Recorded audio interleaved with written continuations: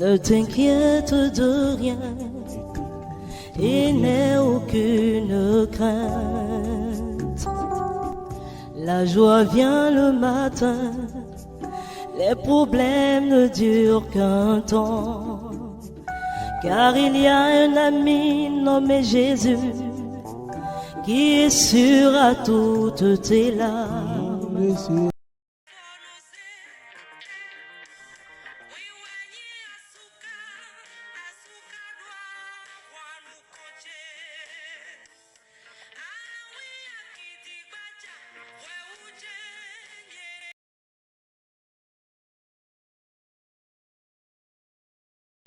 La mission de Jésus, c'est pour pouvoir nous libérer. La mission de Jésus, c'est pour libérer l'homme. C'est pour sauver l'homme. C'est pour recentraliser l'homme. C'est pour que l'homme soit en soi-même, soit libre. Pour que l'homme puisse vivre selon la volonté de Dieu le Père. Pour que l'homme puisse le copier. Pour que l'homme puisse prendre en charge cette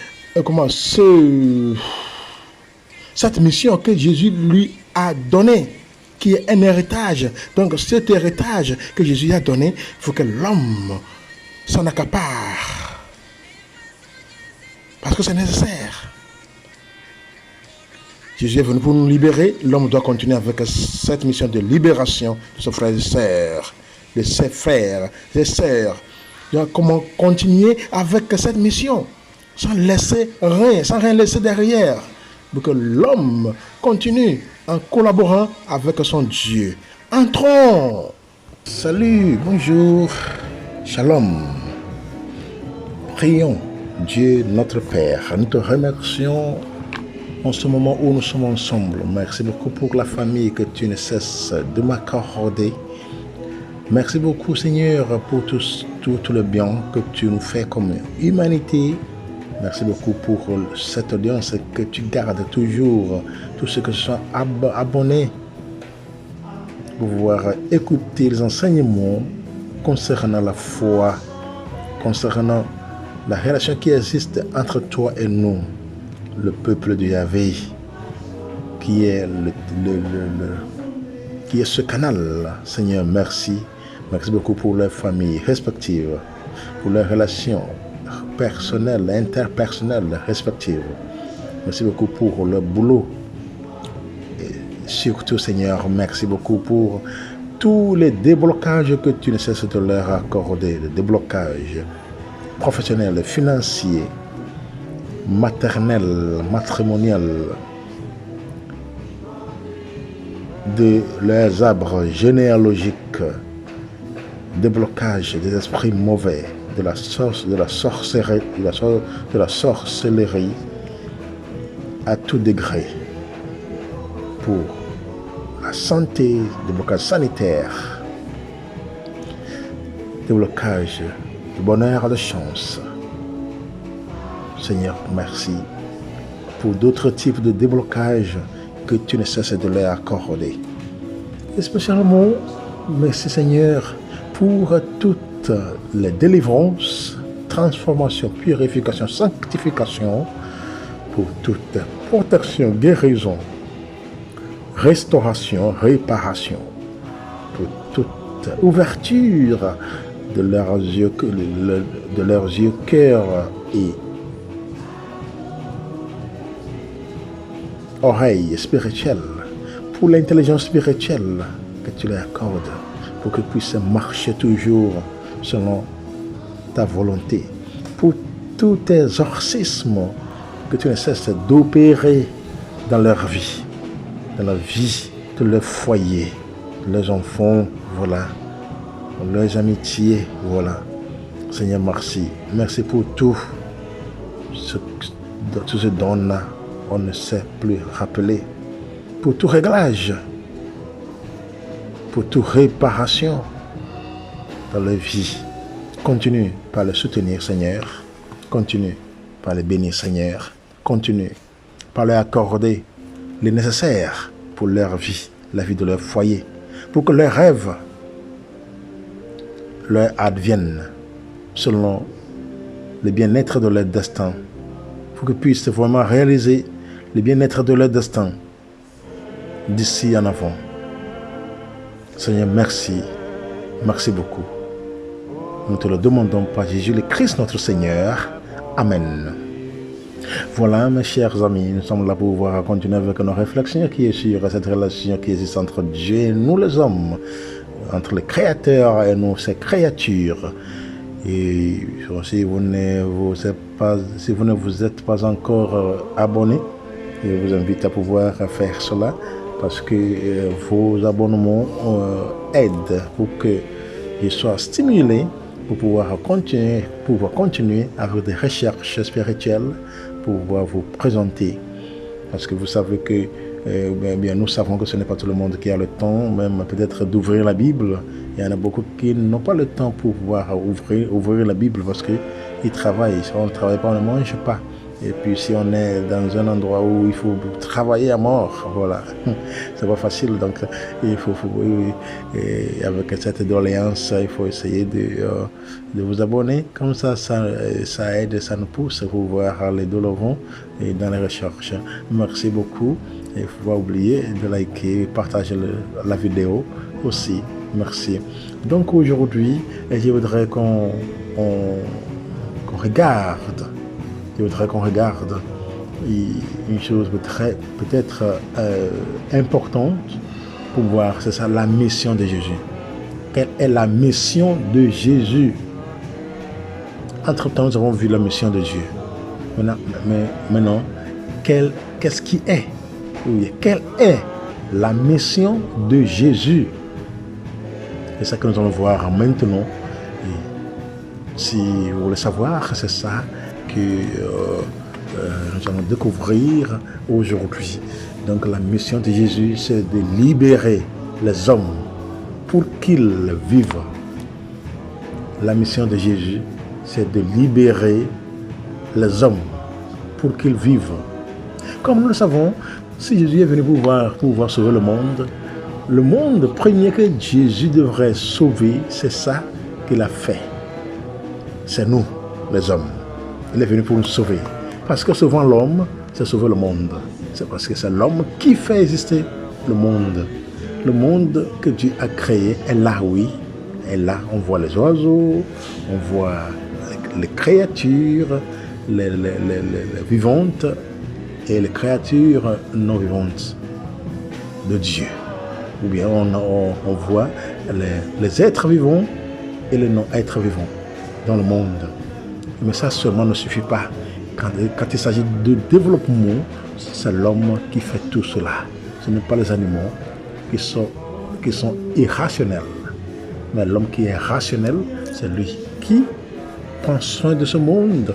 C'est lui qui est le co-créateur de Dieu, qui est celui qui est le collaborateur dans la création avec le Seigneur. C'est pour cela que Dieu a fait sa demeure en l'homme.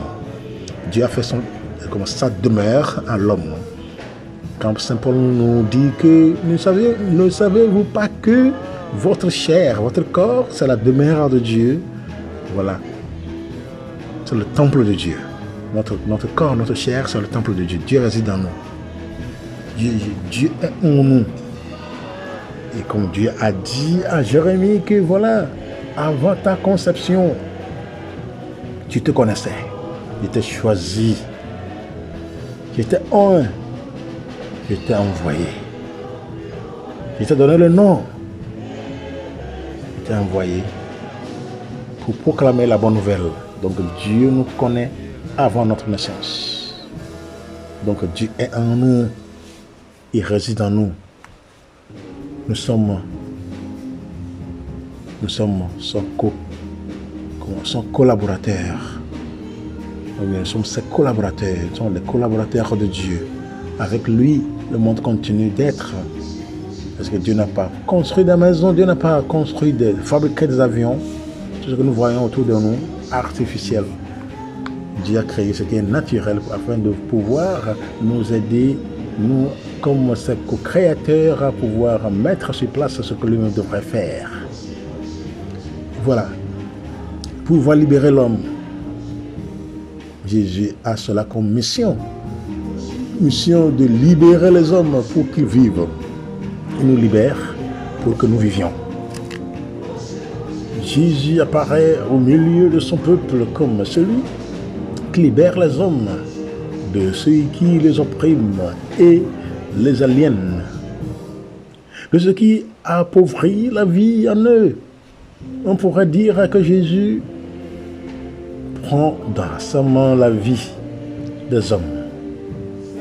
Il les saisit et les entraîne sur un chemin nouveau pour qu'ils apprennent une nouvelle manière de vivre. Beaucoup d'exemples montrent Jésus libérant les hommes de ce qui les empêche de vivre vraiment. Donc Jésus nous a libérés, nous a montré le chemin à prendre, il nous a donné ce qu'il faut, l'instrument pour que nous puissions vivre dans ce monde d'une manière différente. Vous voyez, donc les hommes pensent que tout mal est la conséquence d'un péché. Qui a péché? Lui ou ses parents, pour qu'il soit né aveugle? Lui demande ses disciples. Jean chapitre 9, verset 2. Vous voyez? Donc pour voir ce que s'est passé avec aveugle-né. Quand le disciple voulait savoir qui a péché vraiment, est-ce que c'est ses parents, ou c'est le petit même, ou c'est l'enfant même, disons. Jésus n'est pas d'accord avec cette mentalité. Il ne veut pas qu'on repousse les malheureux comme des gens qui sont mauvais. Au contraire, Jésus cherche les pécheurs et leur offre son amitié. Jésus fait ami avec les pécheurs. Il reste avec les pécheurs. Il fait amitié avec eux. Ils sont ses meilleurs amis. Pour qu'ils puissent les changer, les convertir. Pour qu'ils puissent se reconnaître, aimer, se sentir aimés. Pour qu'ils puissent reconnaître l'amour de Dieu pour eux.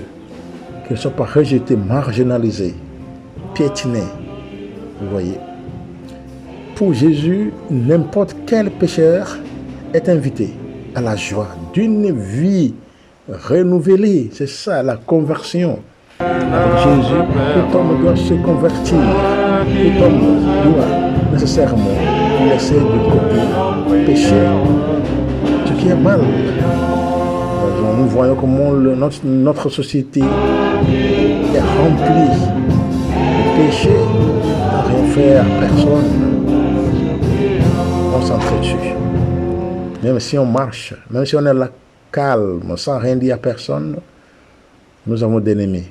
Quelqu'un quelque part nous haït.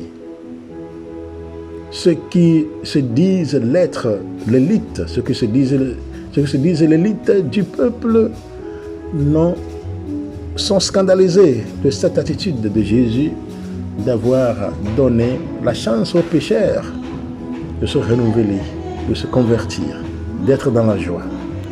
Luc chapitre 15, verset 1 à 7. Et puis voilà, on dit aussi que ce sont les mauvais esprits qui causent les maladies.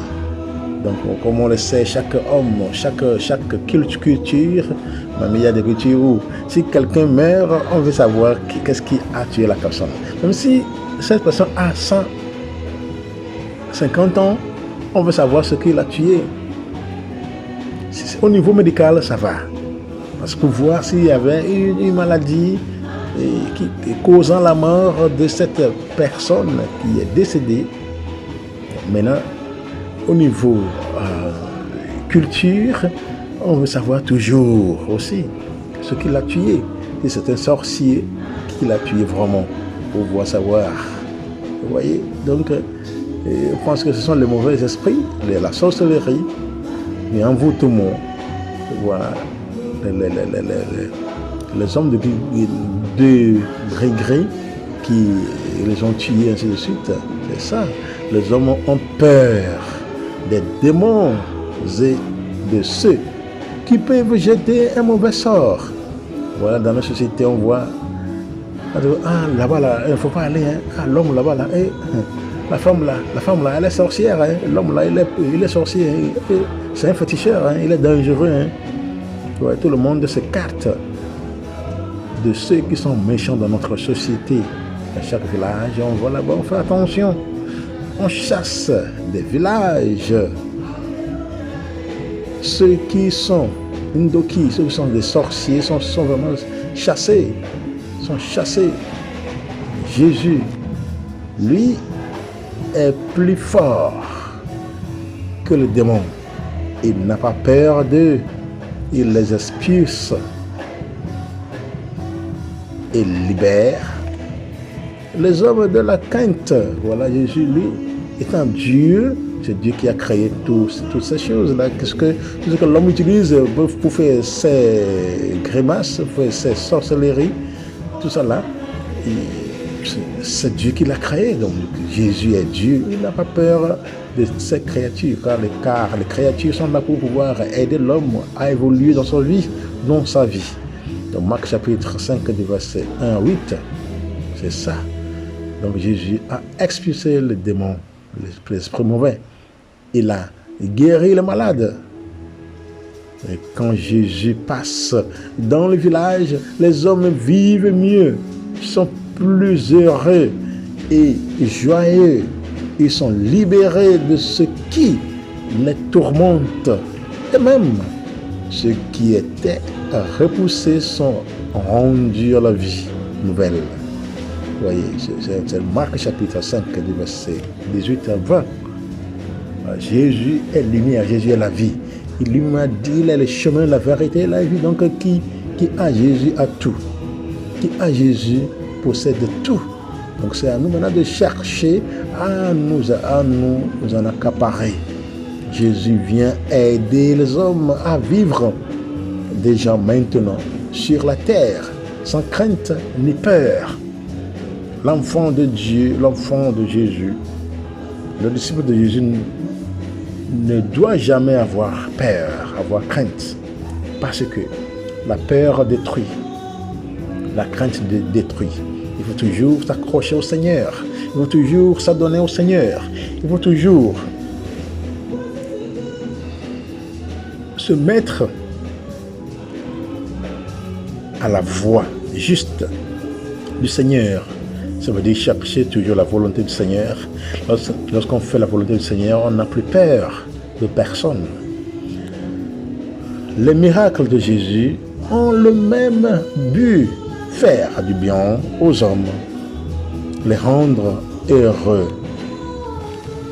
Faire du bien aux hommes, les rendre heureux. À ceux qui souffrent, à ceux qui sont repoussés, méprisés, exploités, marginalisés, oubliés, Jésus donne la joie de vivre. Il rend son fils à une mère.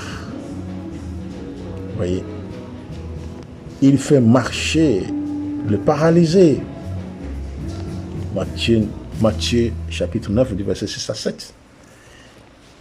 Il fait voir l'aveugle. Jean chapitre 9 verset 6 à 7. Jésus ne fait pas cela pour qu'on l'admire. Il exige même parfois le silence après un miracle. Oui, je ne veux pas qu'on parle de lui. Ne dites rien à personne.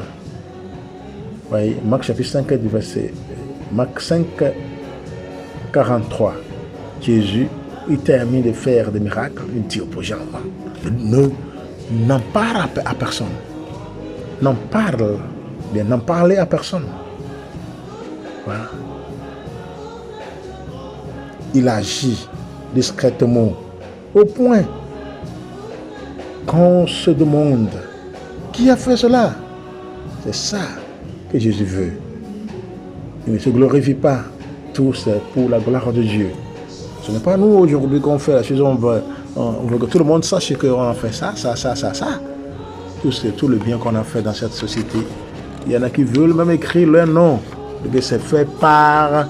Cette chose est faite par moi, gouverneur, tel. Moi, président, tel. moi, membre du Parlement tel, tel, tel, moi, chef tel, tel, tel, moi, individu tel, tel, tel. Jésus ne veut pas que son nom soit connu, même dans tous les miracles qu'il effectue dans la vie du peuple de Dieu. L'intention de Jésus dans ces miracles est de montrer que la puissance de Dieu se met au service de l'homme pour l'aider à vivre plus pleinement. Il se place au milieu du peuple qui souffre pour le libérer de sa misère, pour le restaurer dans son intégrité et le rendre à sa vocation de communier avec les autres et avec le Père. Telle est la bonne nouvelle de Jésus pour le monde. Donc Jésus est venu par miséricorde. Il est venu par miséricorde. Il a pitié de l'humanité. C'est pour ça que quand le Père lui a dit, que son Père a demandé, qui enverrai-je? Qui ira pour moi? Il a dit que me voici, voilà. Jésus est venu par miséricorde pour pouvoir nous sauver. Il est venu pour pouvoir nous entraîner, pour pouvoir nous catéchiser, pour pouvoir nous catéchiser, et puis pour nous montrer qui est le Père. Comment le Père veut que nous l'adorions. C'est ça que Jésus est venu nous montrer.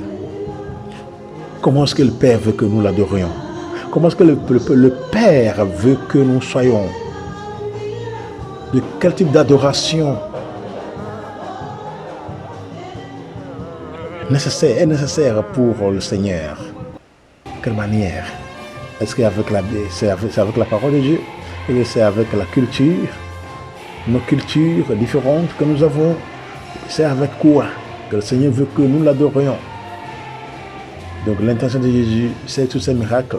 C'est pour pouvoir montrer la puissance de Dieu. La puissance de Dieu, c'est au service de l'homme.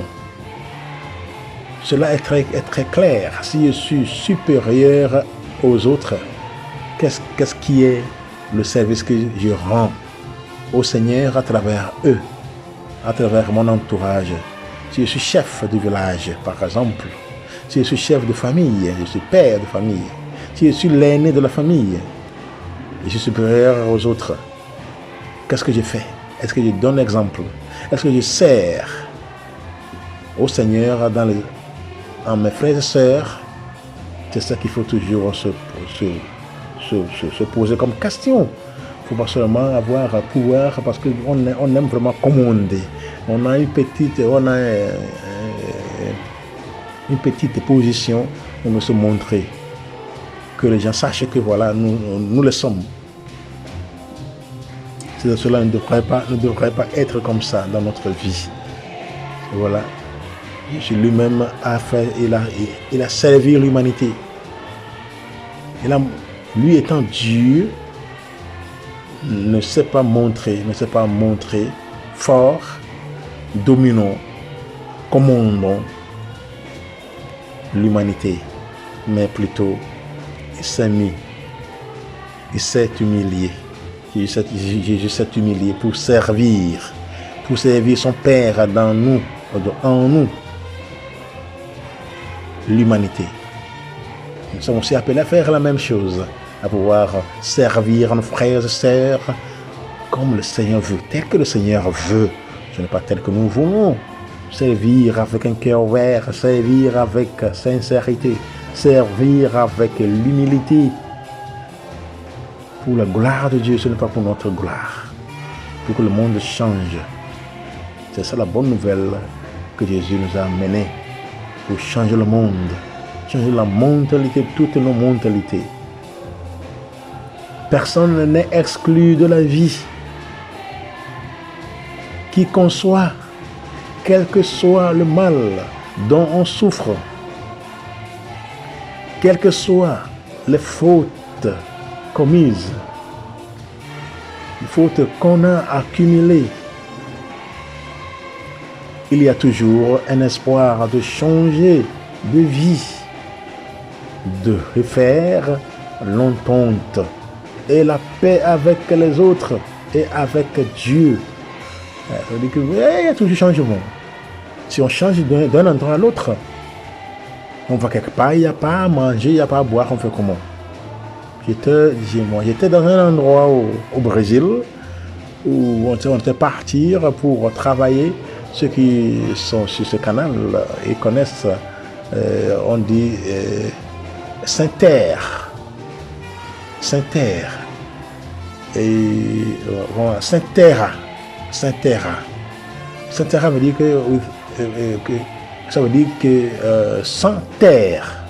Sans terre. Donc Saint-Terre. Saint-Terre. Terre veut dire la terre.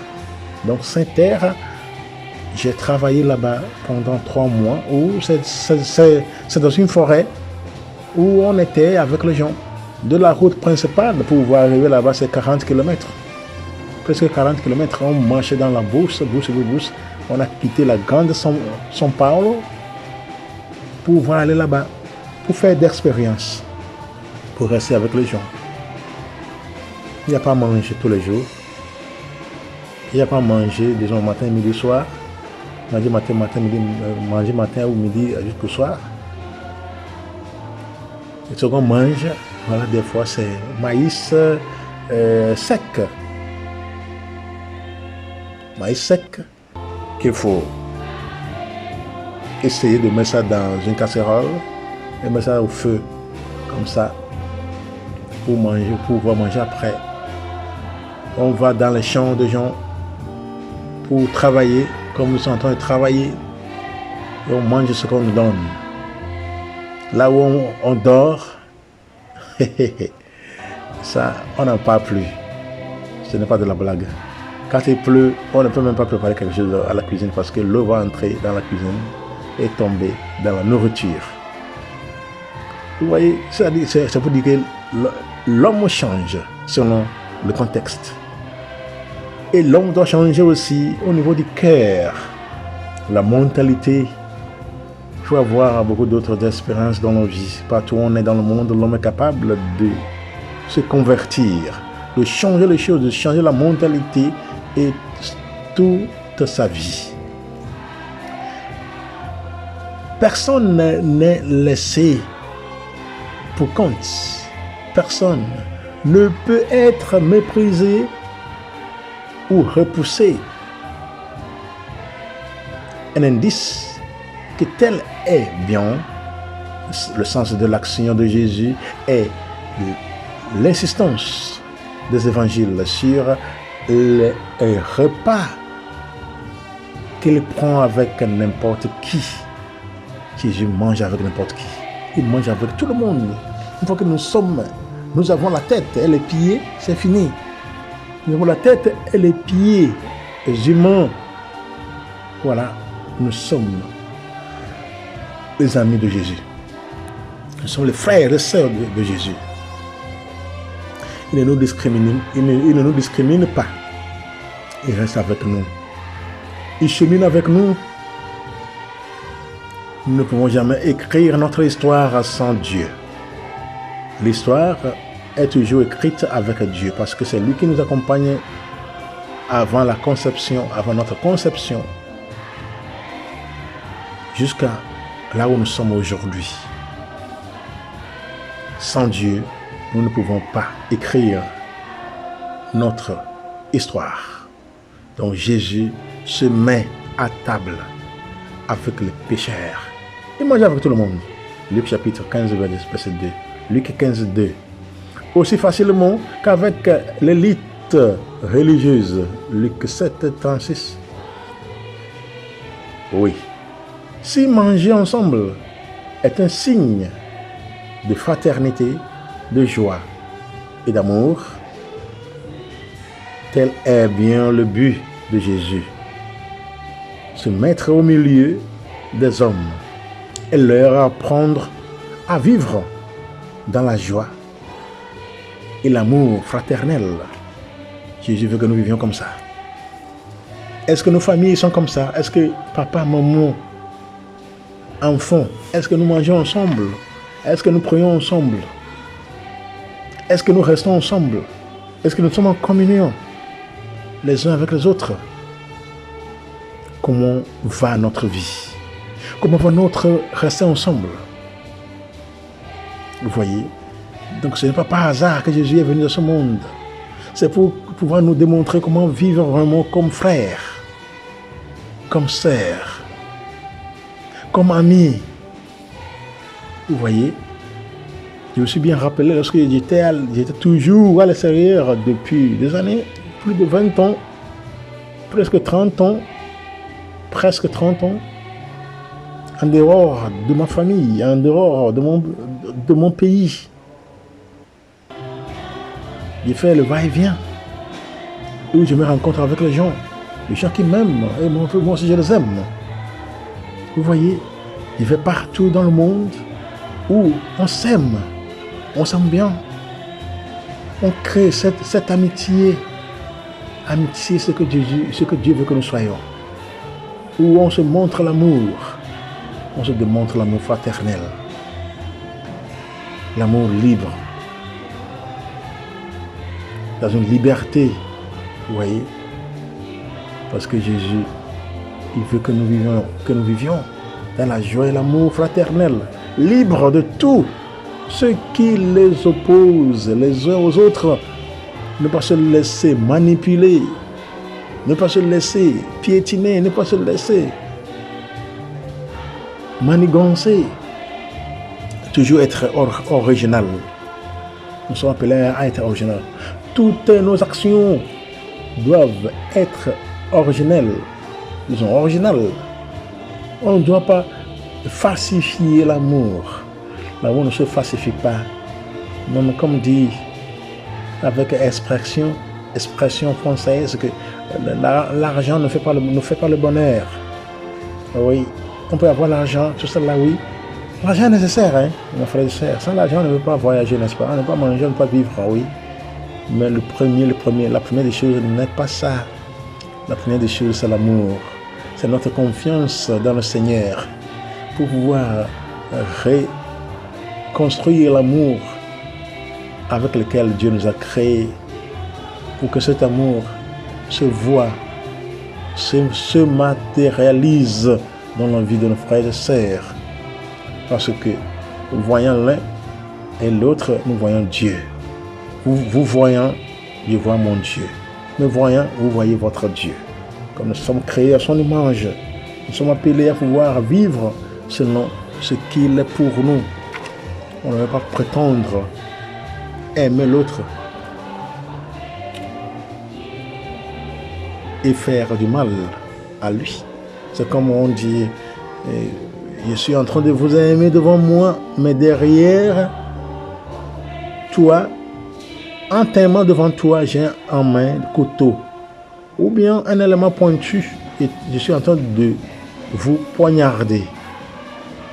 Je vous aime et je ris avec vous. C'est ça. Mais en main, j'ai couteau, j'ai élément pointu.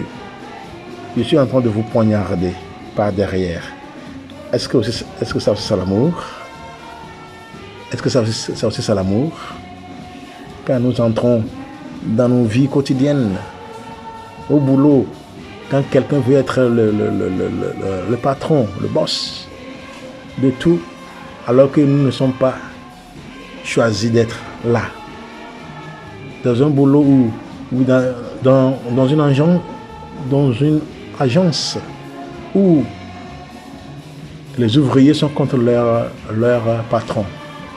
Quelqu'un lui-même a fondé, a créé son entreprise pour pouvoir donner l'emploi aux gens. Mais avec cela, les ouvriers sont contre leur maître, sont contre leur patron. Celui qui a créé sa chose. Lui l'a créé pour pouvoir aider sa société. Pour que les familles mangent. Pour que les familles vivent. Pour que les familles aient de quoi manger. Pour que le foyer puisse vivre dans la paix. C'est pour cela qu'on crée d'emplois. Mais voilà, malgré cela, les ouvriers ne voient pas ça comme ça. Les ouvriers voient autre chose. Ils ont les yeux, ils ont les gros yeux. certains, pas tout le monde, mais il y en a qui veulent prendre la place de donateur d'emploi. Vous voyez, de celui qui a son emploi. C'est son argent, c'est tout son argent, toutes ses ressources qu'il a regroupées pour pouvoir créer l'emploi. Démontrant l'amour fraternel aux autres, à ses frères et sœurs, pour pouvoir leur donner à travailler, pour ne pas rester seulement comme ça en l'air, mais pouvoir faire différence. C'est ça que nous sommes appelés à faire. On ne peut pas rester indifférent. On doit plutôt apprendre de Jésus. Parce que la mission libératrice